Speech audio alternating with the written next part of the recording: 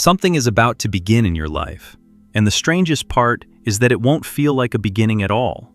It won't arrive with fireworks or a clear sign or a voice from the sky telling you that this is the moment everything changes. It will arrive quietly, disguised as restlessness, as a vague dissatisfaction you can't quite name, as the feeling that you're standing at the edge of something without being able to see what's on the other side. Most people miss it entirely. They walk right past the door of their own transformation because it looked nothing like a door. Carl Jung spent his life studying the exact moment you may be standing in right now. He watched hundreds of people arrive at this threshold, and what struck him was how few of them recognized it for what it was. They came to him convinced they were lost, convinced something had gone wrong, convinced that the unease they felt was a symptom to be cured. What Jung saw instead was a summons. He believed that at certain points in a person's life, something deep within the psyche begins to call, quietly at first, then with increasing insistence. And this call is the beginning of the only life that was ever truly meant to be yours. He had a word for this. He spoke of it as a kind of vocation, a calling that doesn't come from the outside world, but from the deepest layer of who you are. And he warned that answering it is the most important and most terrifying thing a human being will ever do.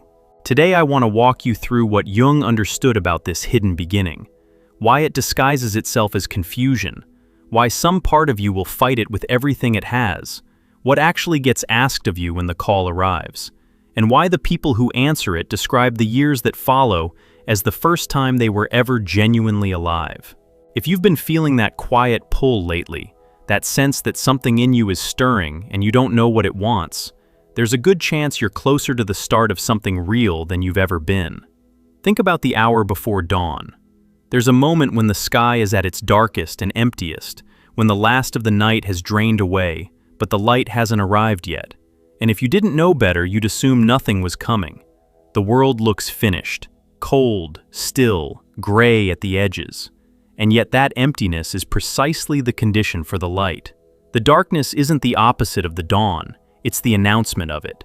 The sky has to empty completely before it can fill with color. Jung understood that the human psyche goes through the same hour before its own dawns. There's a period where everything you've relied on to know who you are begins to feel thin and colorless. The roles you played, the goals you chased, the picture of the future you'd been carrying, all of it starts to lose its brightness. And the ego, which is the part of you that manages your daily identity, reads this loss of color as a catastrophe. It assumes the light is gone for good. It doesn't understand that it's standing in the blue hour of a new beginning.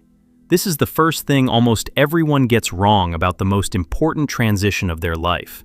They expect it to feel like progress. They expect motivation, momentum, a clear direction pulling them forward. What they actually get is stillness, a strange flatness where the old excitement used to be. The things that used to light them up register as ordinary now, and nothing new has arrived to replace them. It feels like stalling. It feels like failure. And in a culture that treats every uncomfortable feeling as a malfunction, the immediate instinct is to fix it, to fill it, to make the discomfort stop as fast as possible. Jung would have told you to do the opposite.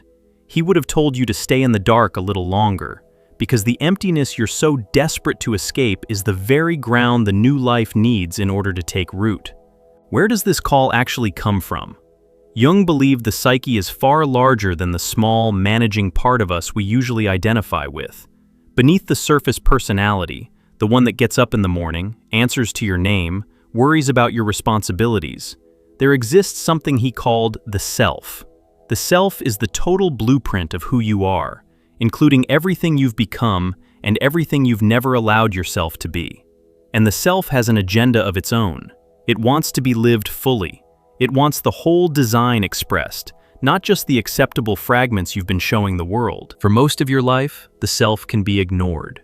You're busy building. You're constructing an identity, earning a place, meeting expectations, becoming the person everyone around you agreed you should be. And this construction serves a purpose. You needed the roles and the structures to survive, to function, to make your way.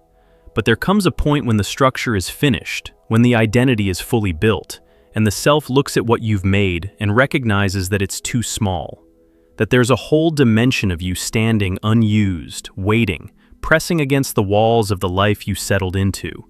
That pressure is the call. It's the self trying to get your attention, trying to tell you that the first half of your life was preparation, and now something much more essential wants to begin.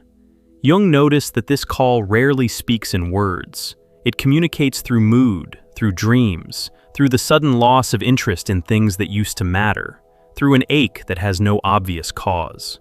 You might find yourself moved to tears by things that never affected you before. You might feel a pull towards something, a place, a kind of work, a way of living that makes no logical sense and won't leave you alone. You might catch yourself standing in the middle of your own successful life, feeling like a stranger in it, wondering how you ended up here and who exactly made these choices. These experiences aren't signs that you're breaking down. They're the language of the deeper personality trying to reach the surface. And the more you ignore that language, the louder and stranger it tends to get. Here's what makes this so difficult. The part of you that built your current life does not want to hear this call, and it will do everything in its considerable power to drown it out. Jung understood that the ego experiences the summons of the self as a threat, because answering it means the ego has to give up its position at the center.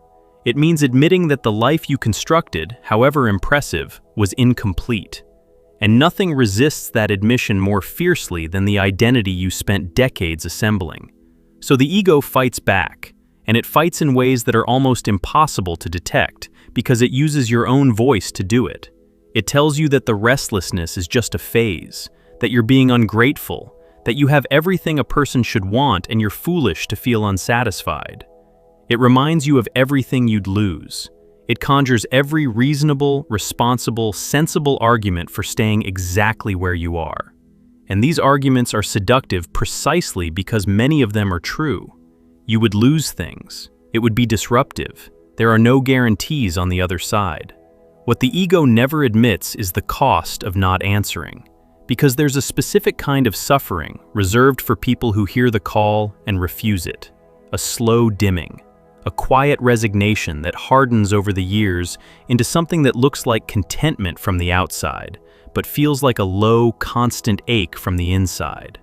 Jung saw this in patient after patient who arrived in the second half of life having done everything right and feeling, inexplicably, dead.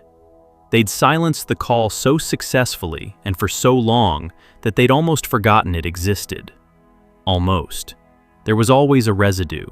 A sense that somewhere back down the road, they'd been offered a life that was genuinely theirs, and they'd said no. This is the choice that sits underneath the discomfort you might be feeling right now. On one side is the familiar, the known, the life that already has a shape you recognize. On the other side is something unnamed, uncertain, and undeniably real. And the tragedy Jung witnessed again and again was how often people chose the familiar, not because they wanted it, but because they couldn't tolerate the fear of the unknown long enough to let the new thing arrive.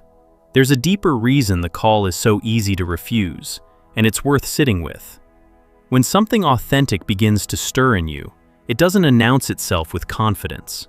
It arrives fragile, tentative, easily dismissed.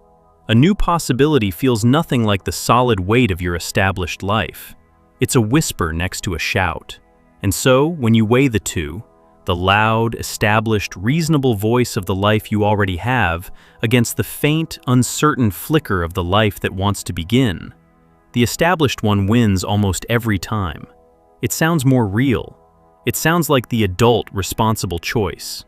Meanwhile, the whisper gets easier to ignore with each passing day, until one morning you realize you can't hear it at all. Jung believed that learning to listen to the whisper, to take the fragile, uncertain, barely there stirrings of the psyche seriously, was one of the most important capacities a person could develop. Because the whisper is how the self speaks. It never shouts. It doesn't have to. It has all the time in the world, and it will wait for you across an entire lifetime if it has to, growing quieter and quieter, until answering it becomes almost impossible. If any of this is landing close to home, if you've been sensing that faint pull toward a life that feels more genuinely yours, and you don't quite know how to listen to it, This is exactly the terrain our guide, True Self-Discovery, was built to help you cross. It's 24 reflection exercises drawn from Jung's approach, designed to help you hear the whisper before it fades, to make sense of the restlessness instead of silencing it. The link is right below, but stay with me here, because there's something crucial about what happens once you actually start to listen. The moment you stop resisting the call, you enter the strangest and most important stretch of the whole journey. Because listening doesn't immediately give you answers, it gives you questions. Sometimes it gives you nothing but a heightened awareness that your old life no longer fits and your new one hasn't formed yet. You've stopped drowning out the whisper, but the whisper doesn't hand you a map. It just keeps pulling you towards something you can't quite see. Jung had a particular respect for this in-between space. He understood that a new beginning isn't a single event, but a passage, and the passage has a middle that feels like nowhere at all. You've left the shore you knew, and the far shore hasn't come into view. There's just water in every direction, and the unsettling recognition that you can't turn back and can't yet arrive. This is where the ego makes its final, most desperate attempt to pull you home. Because the emptiness of the middle passage is more than most people can bear, and the fastest way to end the discomfort is to construct a new identity immediately, to grab the first available role, the first plausible plan, and call it a fresh start. But a beginning built out of panic isn't a beginning. It's the old life wearing a new coat. Jung watched people do this constantly. They'd feel the call, they'd finally answer it, and then, unable to tolerate the uncertainty of the passage, they'd leap into some hastily assembled new version of themselves that carried all the same unconscious patterns as the old one. New job, same emptiness. New relationship, same dynamic. New city, same self. They'd change the scenery without changing anything essential because they couldn't stay in the open water long enough to let the genuine new self take shape. What the genuine beginning requires is something almost no one is taught how to do. It requires you to stand in the not knowing without collapsing it, to hold the question open, to resist the urge to resolve the uncertainty prematurely and instead let the answer emerge from somewhere deeper than your conscious mind can reach. Jung believed that when you can hold that tension, when you can bear to not know who you are for a while, the psyche responds by generating something entirely new. A direction you couldn't have planned, a version of yourself you couldn't have designed on purpose because it comes from a part of you that the planning mind has no access to. There's an ancient distinction that captures what's happening in this passage. The Greeks had two words for time. One was the ordinary time of clocks and calendars, the steady tick of hours passing. The other was a different kind of time altogether, the decisive moment, the ripe moment, the instant when conditions align and something that was impossible yesterday suddenly becomes possible. Jung was deeply interested in this second kind of time because he recognized that transformation doesn't happen on a schedule. It happens in these charged, ripe moments that you can't force and can't predict, but that you can miss entirely if you're not paying attention. The most important beginning of your life arrives on this second kind of time. It won't come when it's convenient. It won't wait until you feel ready, because you will never feel ready. It arrives at the moment when the old life has finally worn thin enough, and the new one has gathered just enough strength. And in that moment, you either step through or you don't. Jung saw that the people who missed their beginnings usually missed them not through some dramatic refusal, but through hesitation. They waited for more certainty. They waited for the fear to pass. They waited for a better time, and the ripe moment closed while they were still deliberating. This is why the call so often coincides with a kind of pressure, a sense that something has to give. The psyche knows the moment is ripe even when the conscious mind is still stalling, and so it raises the stakes. The dissatisfaction sharpens, the dreams intensify, the gap between who you're pretending to be and who you actually are widens until maintaining the pretense costs more energy than you have. Jung didn't see this pressure as punishment. He saw it as the psyche's way of nudging you toward a door that's only going to stay open for so long. Let me describe what it actually looks like when someone answers. Picture a person who spent 20 years being exactly what everyone needed them to be. Competent at work, dependable at home, the one who held everything together, who never let anyone down, who could be counted on to do the responsible thing every single time. From the outside, a life fully realized. And then, somewhere in their 40s, a quiet erosion began. The competence started to feel hollow. The dependability started to feel like a cage. They'd catch themselves during ordinary moments, driving home, standing in a meeting, lying awake at 2 in the morning, with a thought they couldn't shake. Is this all it was ever going to be? At first, they did what everyone does. They tried to fix the feeling from inside the existing structure. They took a vacation. They set new goals. They threw themselves harder into the roles they'd always played, hoping that more effort would restore the meaning that had drained away. And each attempt brought a little relief before the emptiness seeped back, deeper than before. Because the problem was never a lack of effort. The problem was that the whole structure had done its job and outlived its purpose. And no amount of renovation could change the fact that a different life was pressing to be born. The turning point, when it came, didn't look like a triumph. It looked like a small, almost invisible decision. A moment where they finally admitted, if only to themselves, that they couldn't keep doing this. That the person they'd been performing for 2 decades wasn't the whole of them, and the missing part had waited long enough. That admission cracked something open, and into the crack came fear, disorientation, the terrifying blankness of not knowing who they'd be if they stopped being who they'd always been. But something else came too, a faint, unfamiliar aliveness, the first light at the edge of a very long night. Jung called the larger process at work here individuation, the slow, lifelong movement toward becoming the complete person you were always capable of being. It's the work of gathering up all the scattered, rejected, unlived pieces of yourself and integrating them into a whole. And a genuine new beginning is almost always a chapter of individuation. It's the self reclaiming a part of you that got left behind, insisting that it be lived before your time runs out. What emerges on the other side of the passage is difficult to describe to someone who hasn't been through it, because it isn't a new set of circumstances so much as a new relationship with your own existence.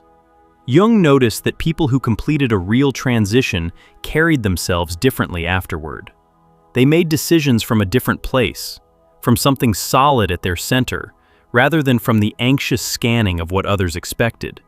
They could tolerate uncertainty because they'd survived the deepest uncertainty of all, the not knowing of who they were. They stopped performing, and the energy that used to go into maintaining the performance became available for actually living. There's a particular quality Jung observed in these people that's worth naming. They developed the capacity to be alone without being lonely, because somewhere in the passage they discovered that the companionship and validation they'd spent their lives seeking from others was something they could generate from within. They'd met the self, and the self turned out to be a kind of home. That changed everything about how they moved through the world, their relationships, their work, their whole way of being present. They no longer needed other people to complete them, which paradoxically made them far more capable of genuine closeness, because their connection to others was no longer built on need. And here's a pattern Jung found again and again, one that defies ordinary logic. The circumstances that looked most like endings turned out to be the openings. The period of deepest isolation often came right before the arrival of the most authentic relationships of a person's life. The season of total meaninglessness gave birth to a sense of purpose more genuine than anything they'd known when they were busy and successful and empty. The moment they felt most lost turned out to be, in hindsight, the exact moment they finally started heading somewhere real. Jung understood this not as mysticism, but as a psychological law. When the ego's agenda finally exhausts itself, the deeper intelligence of the psyche, which has been watching and waiting the whole time, finally gets room to move. I want to be honest about something, because Jung was always honest about it. This process asks a great deal of you, and it doesn't offer guarantees. Answering the call means letting parts of your old life fall away, and some of what falls away will be painful to lose. There will be people who don't understand.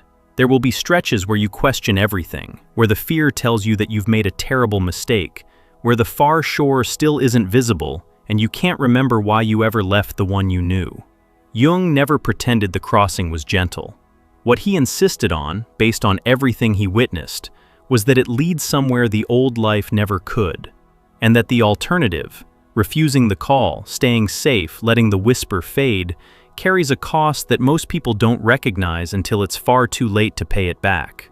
There's a detail Jung understood that might matter to you if you're standing at the edge right now, afraid you don't have what it takes. The call doesn't come to people who can't answer it. The psyche doesn't initiate a transformation in someone without the resources to survive it. The very fact that this stirring is happening in you at all is evidence that some part of you is ready, more ready than the frightened surface can believe.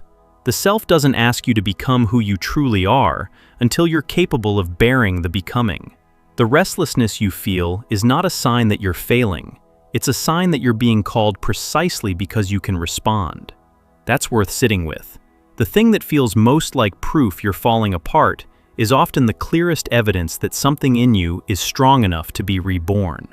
Jung watched the timing of these summons across countless lives, and he came to trust it. The call arrives when you're ready, even when, especially when, you don't feel ready at all. So how do you actually answer? Jung was clear that answering doesn't require a dramatic gesture. You don't have to blow up your entire life in a single afternoon. Answering begins with attention. It begins with taking the whisper seriously instead of dismissing it. It begins with the small, private willingness to admit what you actually feel, what you actually want, what part of you has been standing unused all these years. It begins with turning toward the discomfort instead of medicating it away, with treating your restlessness as a message rather than a malfunction. The dramatic changes, if they come later, and they come more naturally than you'd expect, because once you're genuinely listening, the next step tends to reveal itself. If you're standing in that space right now, feeling the pull, hearing the faint call, wanting to answer but unsure how to even start listening, the reflection exercises in true self-discovery were made for exactly this. They're built around Jung's understanding of how the deeper self communicates, 24 practices designed to help you turn toward the stirring inside you instead of drowning it out, so you can meet the beginning that's trying to reach you. You'll find it linked right below. Let me tell you what the beginning actually feels like once you're in it, because it's not what most people imagine. It doesn't feel like arriving. For a long time, it feels like continuing to walk in the dark, except now you're walking on purpose. The uncertainty doesn't vanish. What changes is your relationship to it. You stop experiencing the not knowing as a threat and start experiencing it as a kind of openness, a space where something new can keep arriving. Jung believed this was the mark of a person who had truly entered the second half of their life, the ability to live inside the question rather than demanding an answer, to trust the process of becoming even when the destination stays hidden. And slowly, in right moments you can't schedule, the far shore comes into view. Not all at once. A detail here, a direction there. A choice that feels, for the first time in years, unmistakably like your own. The work that had gone gray starts to hold color again, or a different kind of work finds you. The relationships built on performance either deepen into something true or fall away to make room for ones that are. The person in the mirror, who felt like a stranger during the passage, gradually becomes someone you recognize, someone more real than the version you'd been performing your whole life. This is the dawn. It doesn't break all at once. It seeps in at the edges of the dark until you realize, almost without noticing, that you can see. Jung spent his final decades convinced that this, the movement toward becoming who you actually are, was the deepest task a human life could hold. Not the accumulation of achievements, not the approval of others, not the construction of an impressive identity, but the quiet, demanding, profoundly worthwhile work of answering the call that comes from the center of your own being and following it into a life that is genuinely, unmistakably yours. He believed the people who did this became, in a sense, fully human for the first time. And he believed the invitation was extended to nearly everyone, though only a few ever recognized it and fewer still said yes. You are, I suspect, closer to that invitation than you think. The restlessness, the flatness, the sense that something is stirring and you don't yet know what it wants. These are not the symptoms of a life going wrong. They are the announcement of a life trying to begin. You're standing in the hour before your own dawn, in the darkest, emptiest part of the sky, and everything in you is insisting that the light is gone for good. But the emptiness is the promise. The dark is the ground the new thing needs. The sky has to empty completely before it fills with color. Your only work right now is to keep standing at the edge, to resist the pull back toward the familiar life that's already finished, to hold the question open a little longer, and then a little longer after that, to take the whisper seriously, to trust that the aliveness flickering underneath your fear is not a trick, but the first light of the most important beginning you will ever live. Jung staked his life's work on the belief that this beginning is real, that it comes to those who are ready, and that answering it, with all its uncertainty and all its cost, is the only thing that ever makes a life fully your own. The door doesn't look like a door, it never does. But you're standing right in front of it, and the light is already starting to come up on the other side. Stay where you are, keep listening, and when the right moment comes, and it's coming, step through. If you haven't yet, take a look at our guide, True Self-Discovery, 24 reflection exercises rooted in Jung's work, made for exactly the kind of threshold you may be standing on right now. A way to start listening to the call that's reaching for you, instead of letting it fade back into the dark. You'll find the link right below.